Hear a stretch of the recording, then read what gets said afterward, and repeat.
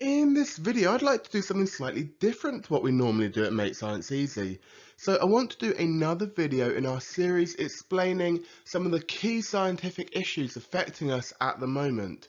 So we've recently done a video looking at the climate emergency, and I want to do a video now explaining everything that you need to know about coronavirus, because obviously coronavirus is a massive issue that is essentially affecting all of us, and I think it's really important that we understand some of the science behind it, as it's going to help us understand a little bit more about what coronavirus is and what we can do to stay safe.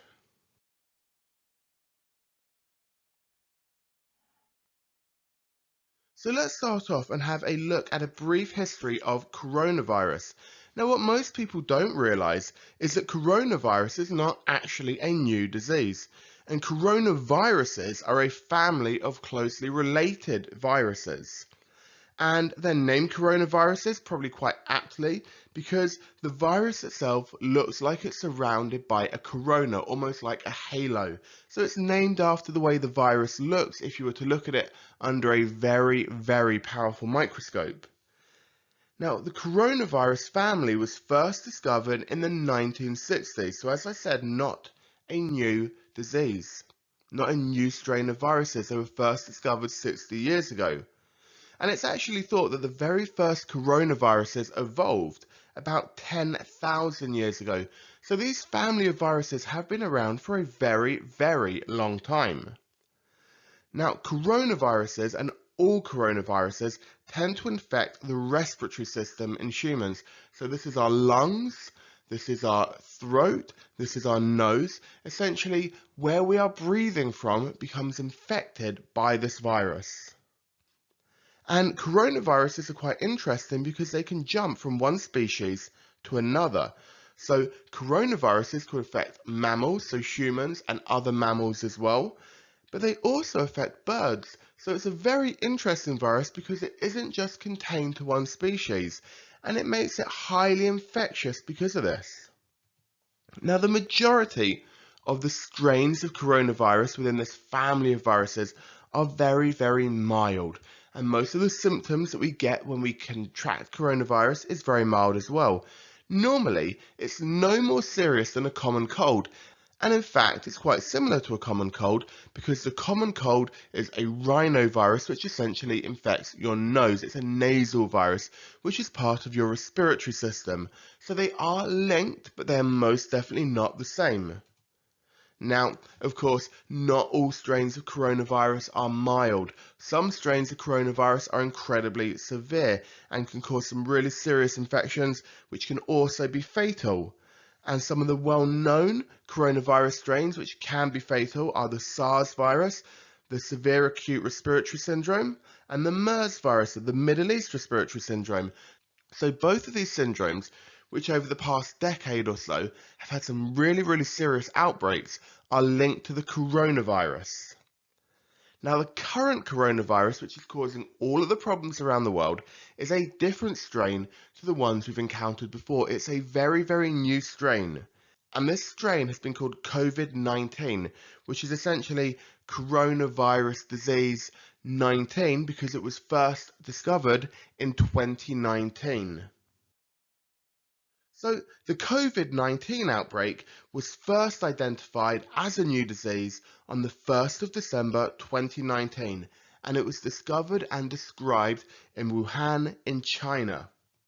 So since the first case of COVID-19, and by the way, I'm going to call this virus COVID-19 rather than just coronavirus, because remember, coronavirus is a family.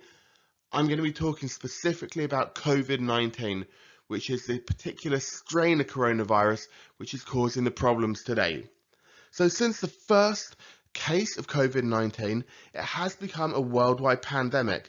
There have been over 111,000 confirmed cases.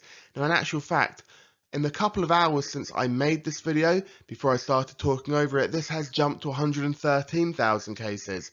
By the time I've uploaded it, it'll probably be 114,000. So it's constantly changing. And there have been, out of these 111,000 cases, there have been 3,800 confirmed deaths. Now, the vast majority of these cases and the vast majority of these deaths have occurred in China. But infections have been diagnosed all over the world, and roughly 100 different countries or territories worldwide have had infections of coronavirus. Now, if you look at this map, you can see it's showing where we're having infections. The darker the color of red, the more infections and the more cases there are. So China, far and away, the most cases. Europe, especially Italy, is having a large number of cases. But as you can see, the distribution worldwide is pretty large. The only real places that seem to be avoiding having coronavirus at the moment seems to be Central Africa. And of course, that can all change as well. So this disease is continuing to spread rapidly around the world. And at the moment, we can't do much to slow the stem of how quickly this virus is spreading. Now, it's worth pointing out that COVID-19 is incredibly closely related to the SARS virus. And if you can cast your mind back and remember the SARS virus about a decade ago now, it was quite severe, it spread quite quickly, but then it actually disappeared again. Now, we don't know if this is going to happen with COVID-19. It could follow the same pattern, or it could go the other way and the infections could keep on spreading and more people could contract this disease. We just don't know what's going to happen. Now, there's currently no vaccine, in fact no treatment at all for COVID-19. The World Health Organization are working on vaccines which are going to enter their primary trials quite soon. But it could be 6 months, it could be a year, it could be 2 years until we have an effective vaccine for this disease, if we ever have one at all. It's all quite scary, it's all quite alarming, or so it seems. So should you worry about COVID-19? Well, it's actually hard to say how much we should worry, because our knowledge and our understanding of this virus are still very, very limited. We're still learning lots about it. Unfortunately, because we don't know massive amounts about it, there is a massive amount of misinformation out there on the internet, people talking, not really understanding, spreading rumours. I'm hopefully not going to do any of that in this video, but be aware that some of the information that I'm giving you now may have changed in a week's time. So we don't really know enough about COVID-19 to know if we should be panicking or if we should be massively worried. But of course, we should be worried to an extent because it is a harmful disease. But this virus is causing lots of people to panic, especially with the misinformation. Panic is probably not a good response. So COVID-19 is highly infectious, and this of course is a worry, and it does have a high mortality rate, again, a bit of a worry, but we're still not at panic levels yet. So although this disease is a risk and it is a worry, unless you happen to live in an area with a very high infection rate, or you visited an area with a very high infection rate, your chances of catching COVID-19 are actually very low at the moment. That could change in the future, but at the moment, your chances of catching this disease are incredibly low. And for most people, not all people, but for most people, if you are unfortunate enough to contract this virus, your risk factors are still very low, and the majority of people make an absolutely full recovery with no negative effects at all. So there is currently no need to panic whatsoever. So there's no need to go out and panic buy toilet roll, which seems to be people's favourite thing at the moment. There's no need to go and stockpile cleansing gel for your hands. There's no need to stockpile food.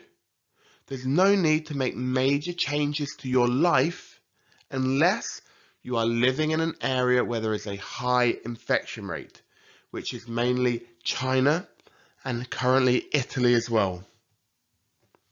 However, that all said, although it's not a good idea to panic, and in fact panicking can make things worse, it is of course absolutely correct and absolutely right that you follow all of the medical advice that is given to you, to take all of the precautions that you can to reduce your risk.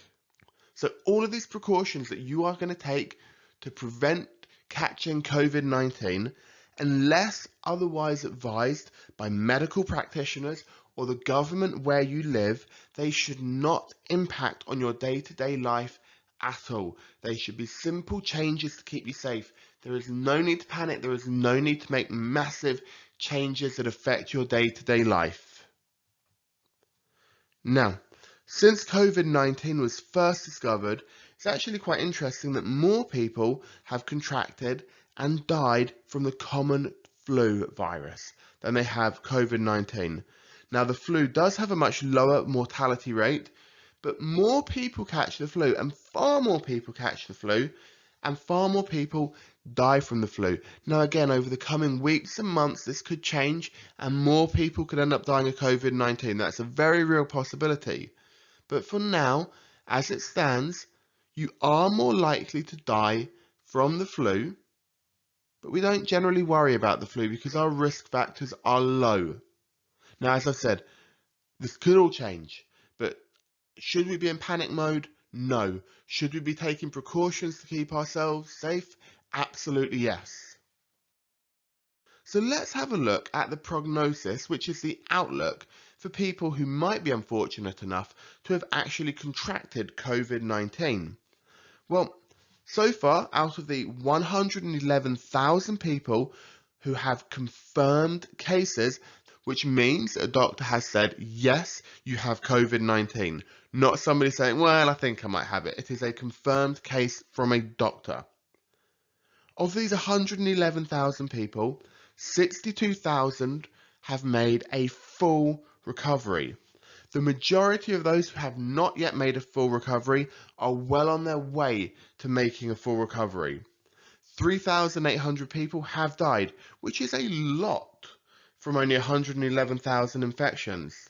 It's about 3 to 4% of all cases of COVID-19, so that is a high number. In fact, it is a very high fatality rate. But COVID-19 seems to have a very low mortality rate for young people and a very high mortality rate for older people. So if we look at this graph here, we can see the fatality rate for different age groups. For people under 9 years old, the impact is very, very low. There have been no confirmed deaths as of yet for under 9s. 10-year-olds to 39-year-olds, 0.2% of people die if they catch COVID-19. So this means if you're unfortunate enough to catch COVID-19, you have a roughly 1 in 500 chance of dying, which isn't fantastic, but it's not that dissimilar to the flu, which is about a 1 in 1,000 chance of dying. Once you get a little bit older than 39, your risk of dying from COVID-19 does increase. 40 to 49-year-olds, 0.4%. 50 to 59-year-olds, 1.3%, which is getting to become a very high percentage. 60 to 69-year-olds, 3.6%. 70 to 79-year-olds, we're now talking 8% of people who catch COVID-19 die. That is a really high number of people. And 80 years or plus, there is a 14.8% chance that you will die if you catch this virus. So obviously, the older you are, especially if you're older than 50, then yes, there is a very real worry and very real danger that if you contract this virus, you will die. If you are under 50, your chances of dying if you catch this virus are much lower. It should also be mentioned that people who have higher risk factors, such as a compromised immune system or other medical complications, are obviously at greater risk than the general population. But as you can see, not everyone is at a massive risk. So you're quite unlikely to get this virus. And if you're under 50, if you are unlucky enough to get this virus, you're still quite unlikely to die. If you're over 50, your odds of dying unfortunately become much greater. So, who should you actually believe when it comes to getting your information about coronavirus? Well, your primary sources of information should always be your local healthcare providers, wherever it is you live, and your local government agencies. So, because of the nature of COVID-19 and because the situation is changing on a daily basis and it's changing by region, different countries are affected to a greater extent than others, advice that's given in one country might not always be valid for another country. So listen to what your government is telling you. They know best for your situation and for your region. Local, national, and international media outlets are also going to carry very important information, but try and focus on what you're being told locally and nationally. Information from social media, and I appreciate this is on YouTube, and word of mouth from non-experts should be treated with caution. And although I'm telling you this stuff and I'm putting it on YouTube for you, I would suggest take it with caution. Don't necessarily take my word for it. See if what I'm saying corroborates with the main information that you're being given by the medical providers and the healthcare providers. You should find it does match. Now, if you're getting information and you're finding that it disagrees with the medical advice you're given, it is very wise to take that information with a pinch of salt and perhaps ignore it. You need to be listening to healthcare providers, not to people trying to sell you products to make you better, not to your friend who thinks they know better than a doctor. You do need to be listening to the key advice you're given by your medical practitioners and by your governments. Now, if you ignore this official advice and this official guidance that's given in your country, then you are increasing your risk of catching COVID-19. So please listen to the advice and the guidance given. And I think you'll find that most of the information I give you in this video will match what you're being told officially as well. So, how is coronavirus actually transmitted?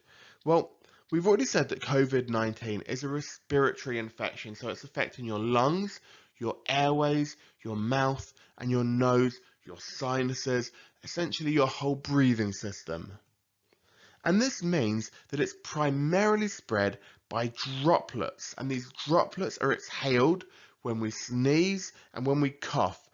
And it's actually quite surprising how much stuff comes out of our body every time we sneeze and we cough. And we can see this rather disgusting picture of someone sneezing, and you can just see how much is coming out of his mouth. It's going absolutely everywhere.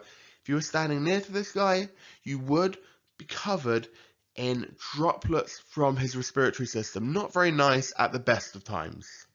If an infected person coughs or sneezes, drops that contain the virus become suspended in the air. This essentially means these droplets containing the virus float throughout the air for a short period of time.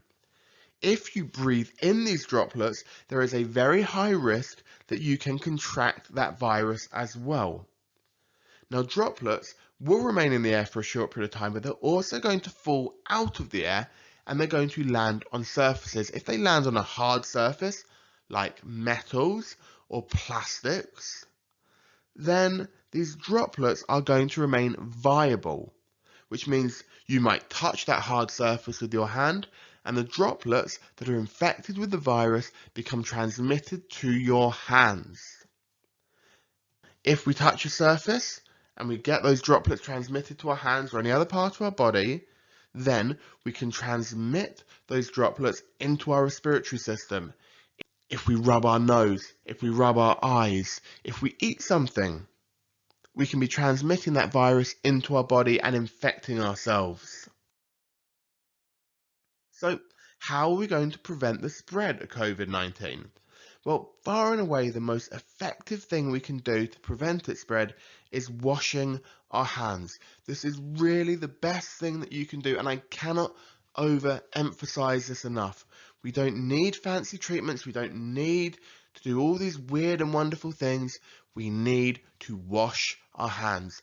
There is literally nothing better for preventing this virus being spread to us than washing our hands and washing our hands properly, which is something we should be doing anyway, but most of us do not.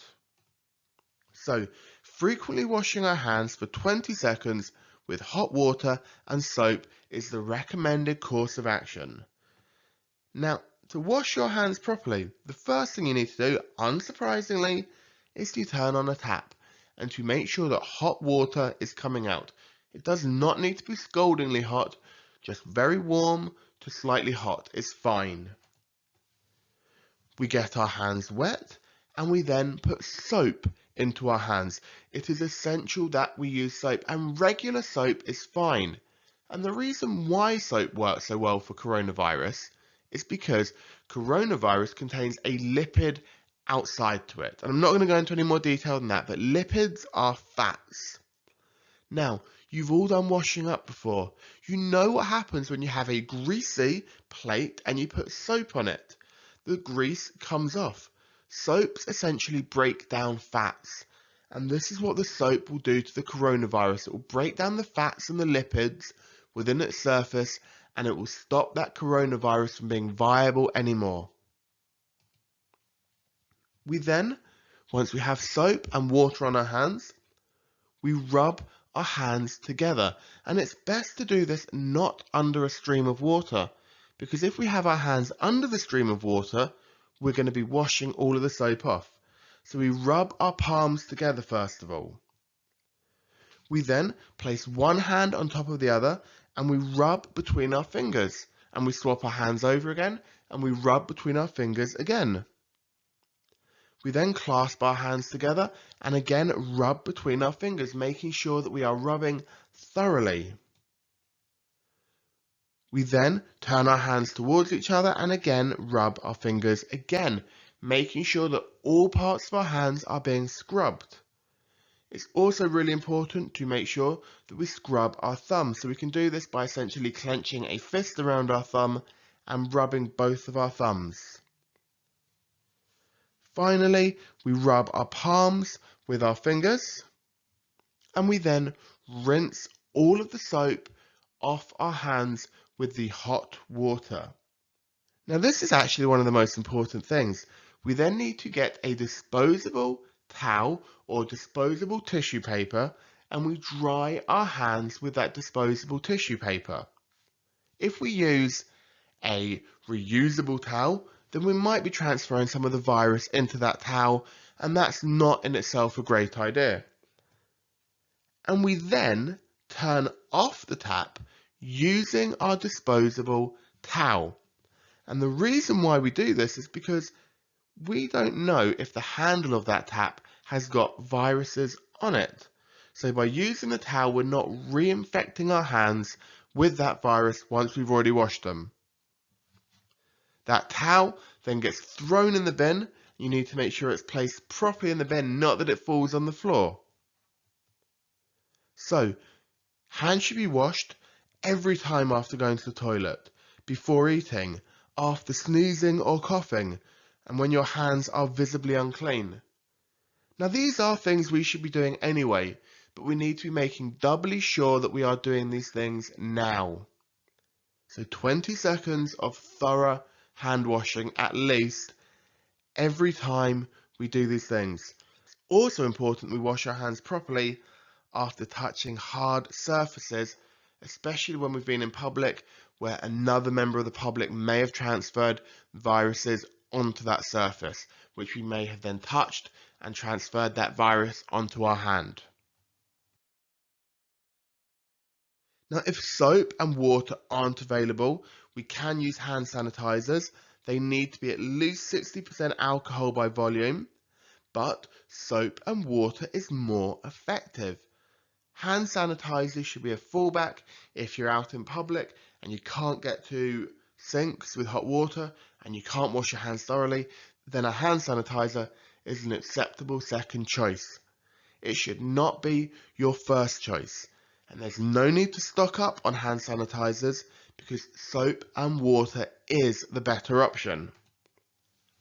We should avoid touching our face, especially our eyes, mouth and nose, if our hands have not been cleaned, because if we have the virus on our skin, we rub our eyes, we rub our nose, we put our fingers in our mouth, we could be transferring that virus into our respiratory system and infecting ourselves. Now, when we sneeze, we need to cover our mouth. This is the same for coughing. And we ideally want to be using a disposable tissue that can go straight in the bin. If you don't have a disposable tissue, you can use your elbow, and you can place your elbow over your mouth and sneeze into your sleeve. Because your sleeve is not a hard surface, it's obviously going to be cotton or some kind of fabric, the virus will not survive particularly long on that surface. Now, by covering your mouth, you're preventing those droplets from going everywhere. You're preventing it from being suspended in the air and somebody else breathing it in, and you're preventing it from going onto a hard surface. If we use tissues, we must make sure those tissues go into the bin.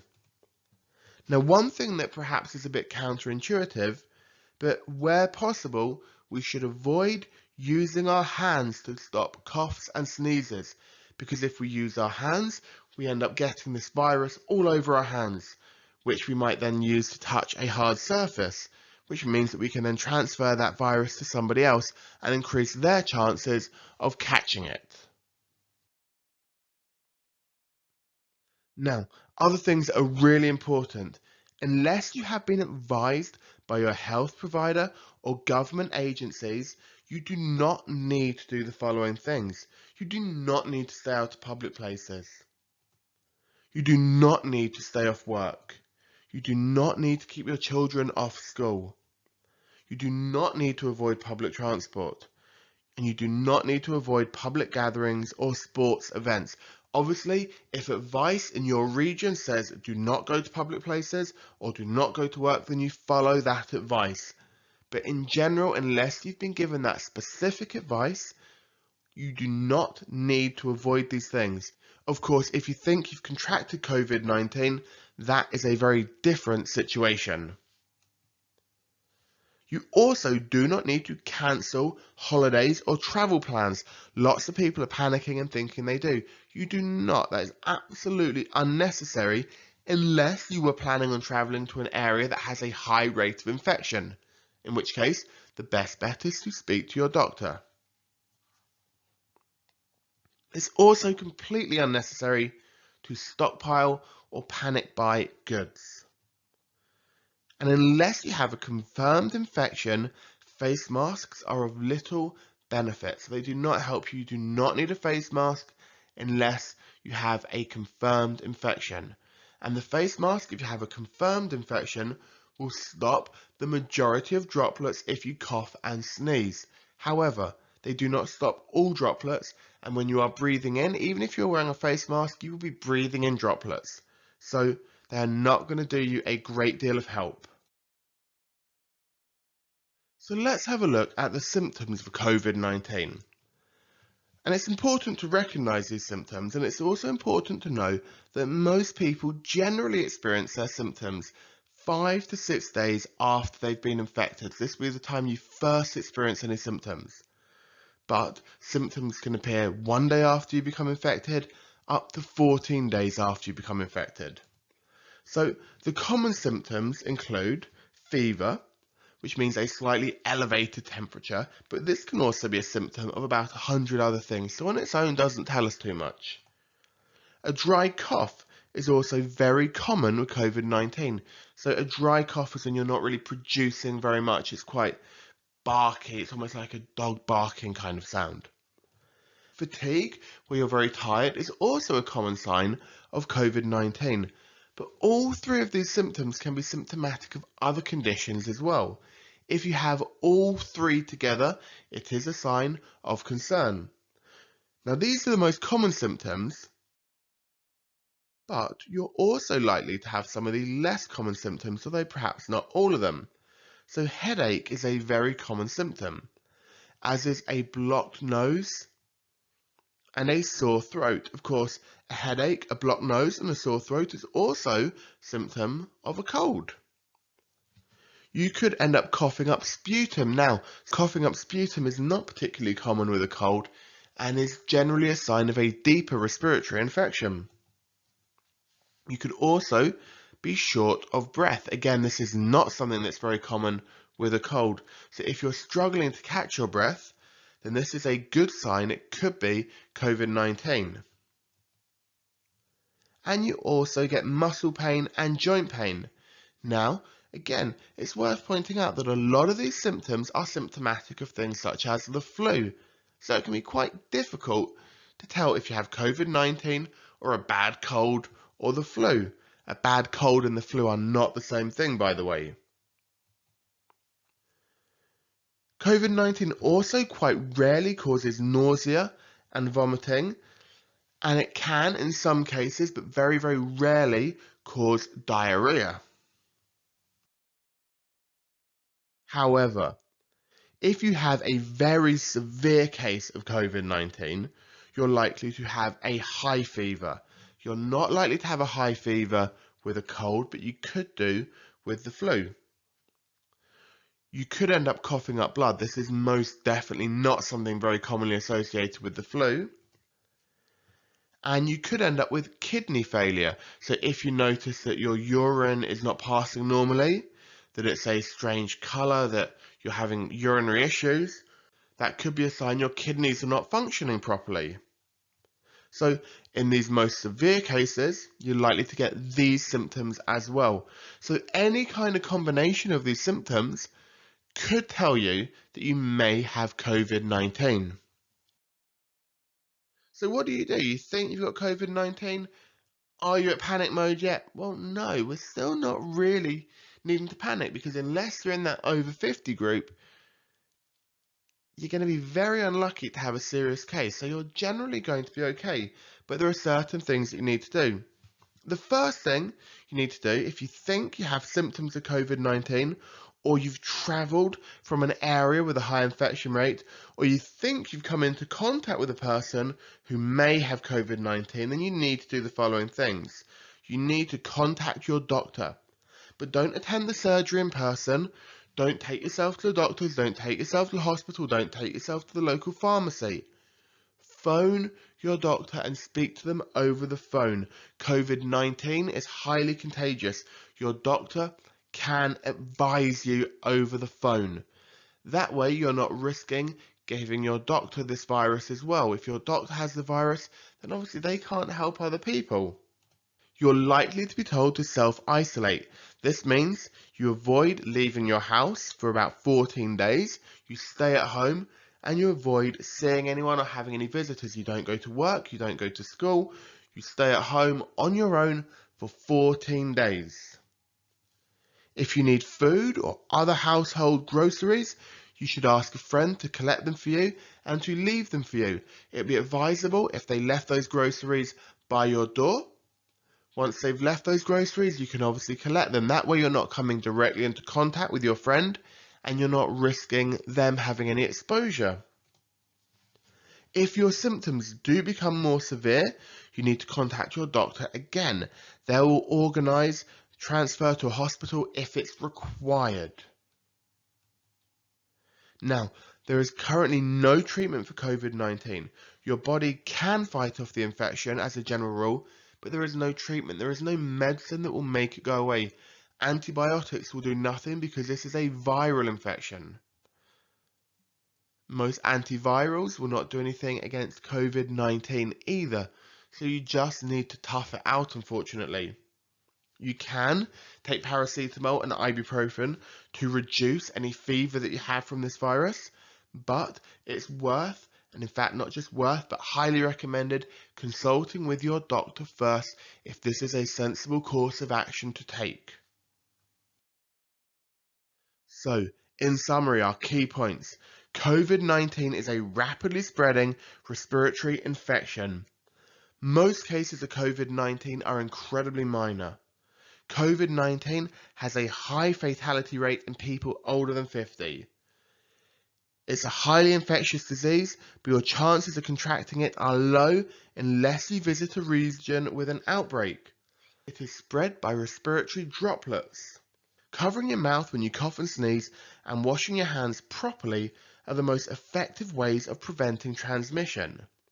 Symptoms include fever, dry cough and fatigue, but as we know there are other less common symptoms as well. In severe cases, the fever will be higher, blood could be coughed up and your kidneys can fail.